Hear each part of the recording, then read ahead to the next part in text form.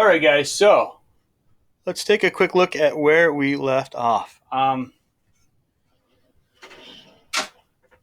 This is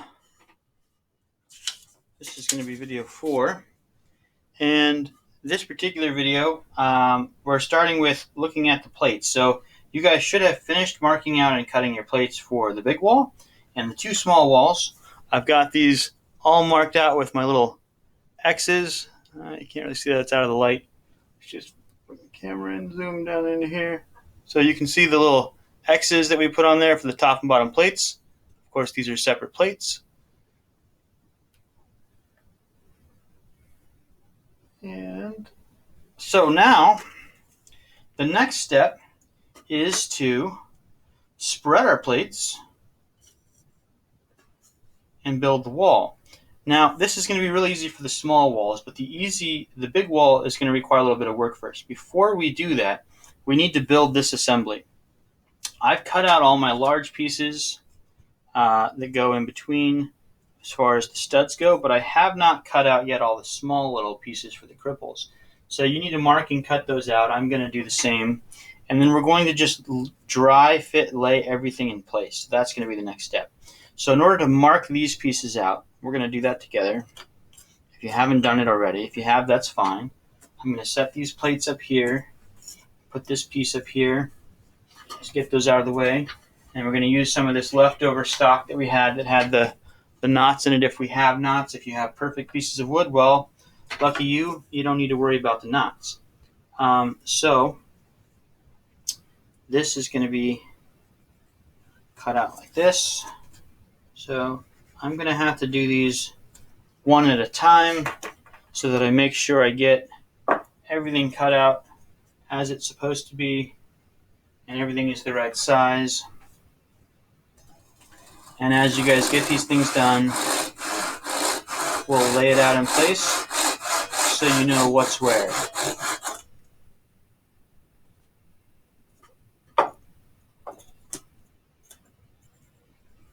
So that's that piece. I need, let's see, without getting into this knot, I could cut out some of that, but that knot's going to be in there, and that's okay. I can see that the knot, that's brittle right there, right? So I don't want to use that part of it. This part here of clean wood is actually plenty big for making that little piece or even this piece here. So I'm always going to go for the biggest piece I can make with something first, because later I may not have as big of a piece in something else. I'll need to cut it. So it's going to get a little trickier to cut some of these smaller pieces.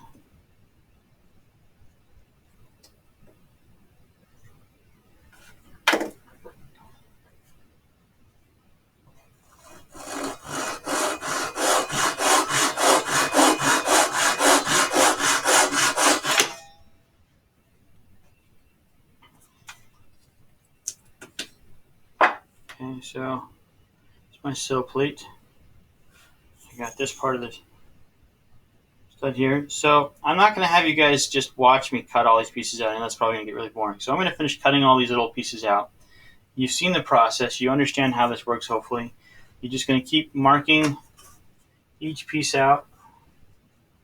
Get right up even. And then, putting an accurate mark on everything.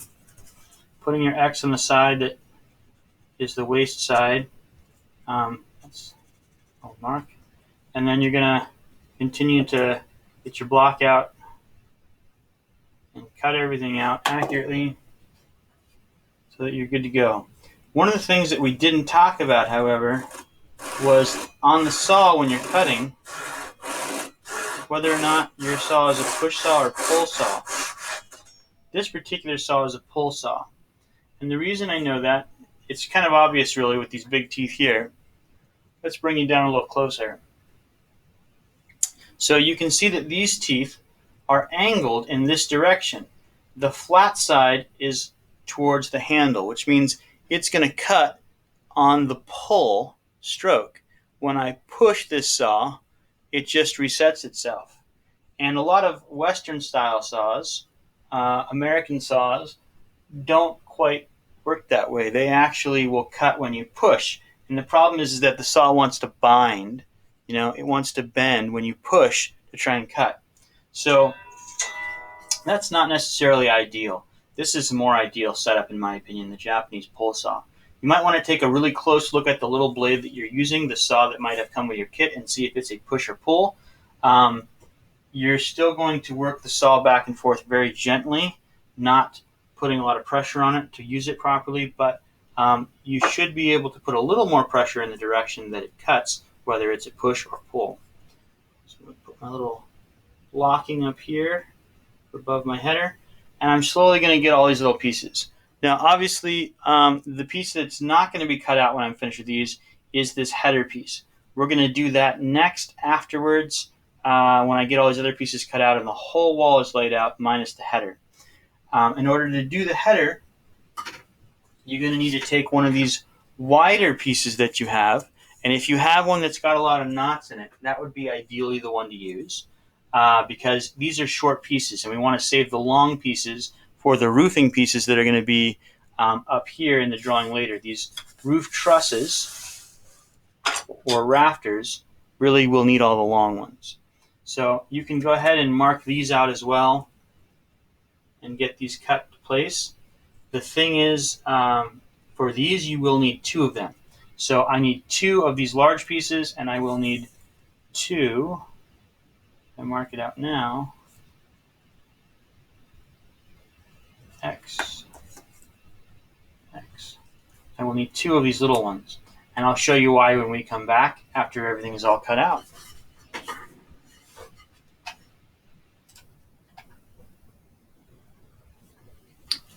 All right, so now that we're back a little bit, let me just go over a couple of quick things that we've been able to do.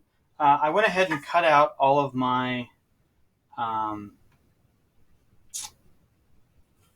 triples, the jack studs, the sill plates, and I cut out the header pieces. I want to show you guys what I'm doing as far as checking the size of everything to make sure that it fits. So I'm holding a plate tight at the top.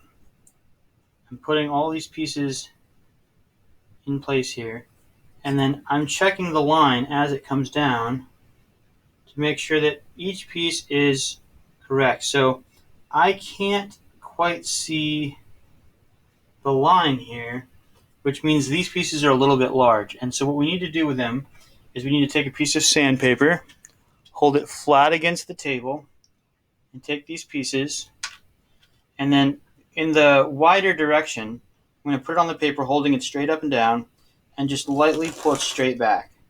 Nice, long, accurate strokes, pulling it straight back. Okay? And that's going to take some material off of it until I can hold it in place here and verify that everything is where it needs to be. Okay, so I can do that for each step of the process. You'll also notice that I labeled my top left jack, my right left jack, my bottom left jack.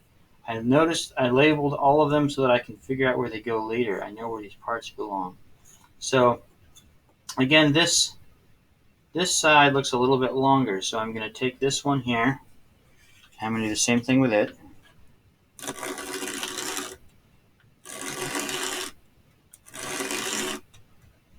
This is a slow and accurate process. We don't want to make it angled. We don't want to, no longer have it square. If you need to, you can put a pencil line on there and work from the pencil line. But so now that I've got that there, I'm going to hold it at the top. To the bottom, that's nice and straight to our line. And these pieces are going in place here. So now that all fits accurately. Okay. So when I bring in these king studs, this will all come in nice and accurate together. The issue we're having at this point is that there's a bump right here. The thickness difference between the stud thickness and the thickness of 2 pieces together for the headers here, these 2 pieces are not quite as thick as this material. Okay, so what we need to do is we need to shim this out to make it a little bit thicker so that this all adds up. And the way that we do that is we cut a little bit of cardboard to put in between it. In industry, the way we would normally do that is we would take a couple of 2x6s and we would actually sandwich a piece of plywood in between them.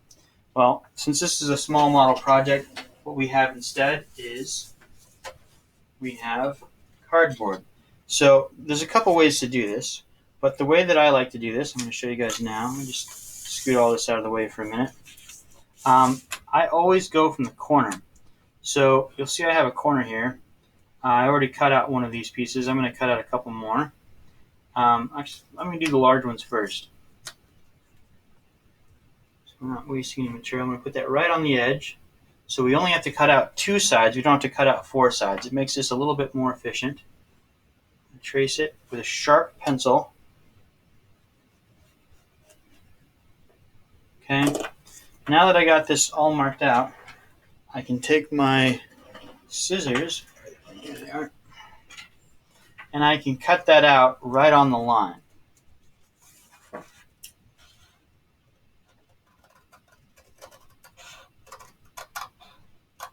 So you'll need to have some scissors to do this. It could be done with a knife or something else, but much better with scissors. Okay, and then what we're going to do is we're going to build this up so that when we put this in between, where'd my second piece go? Here it is. We put these two together and we sandwich them. We want this to be the same thickness as any of this material here. So it looks like I'm not quite there yet. I need 2 pieces of the cardboard to make it the right thickness. So I'm going to have to trace out another piece. Well, that's not big enough for this, but that's big enough for here. And then you can see I've already kind of traced one out. I'll just trace out a new one.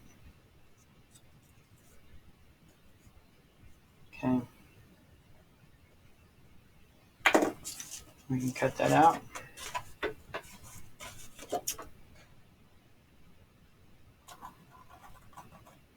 I'm going to cut this all the way across. And that piece will go there. This is trash. Then I need a couple more pieces. Let's trace out a couple more. I'm going to do it on this side just because I'm right-handed. And my pencil likes to be over here. Okay.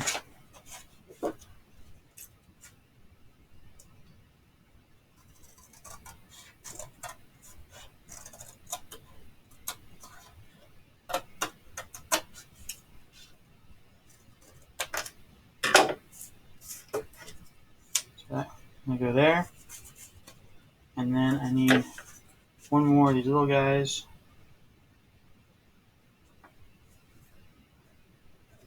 To here.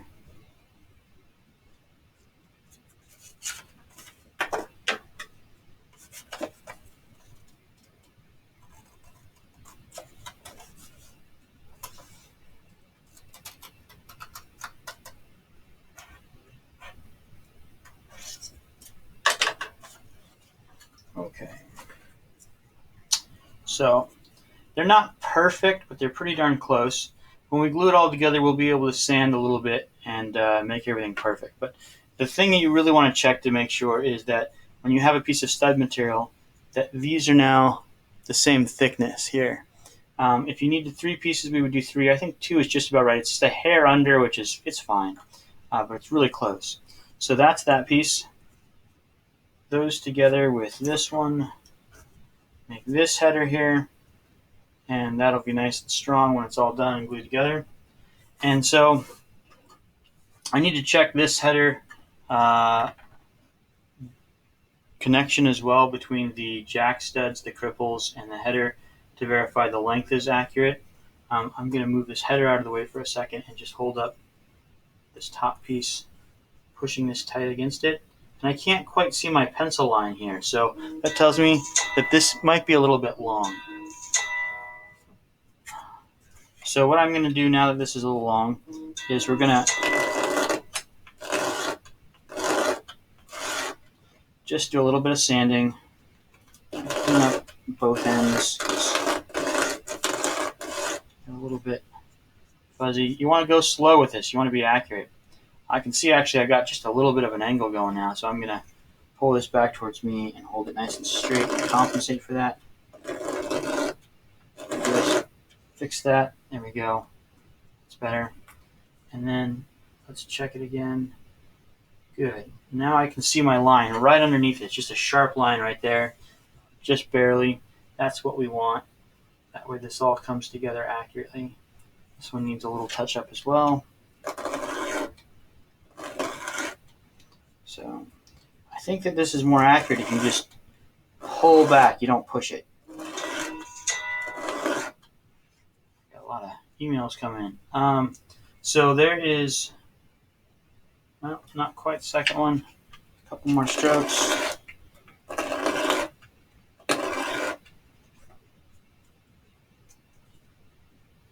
There we go. Let's check this one. Yeah, this one needs the most. This one's going to need several passes. Nice sharp, thick pencil. Okay. You'll notice I'm flipping it around as I work so that if I am off in any way with the way that I hold it, I'm off evenly, so I keep it as square as I can. Okay. That's perfect. That's perfect. Okay, so there it is. Hopefully you got all your little cripple pieces cut out, your jack studs, your headers, your king studs, and everything is ready to go for glue up, which is going to be the next stage. We'll come back and do glue up together.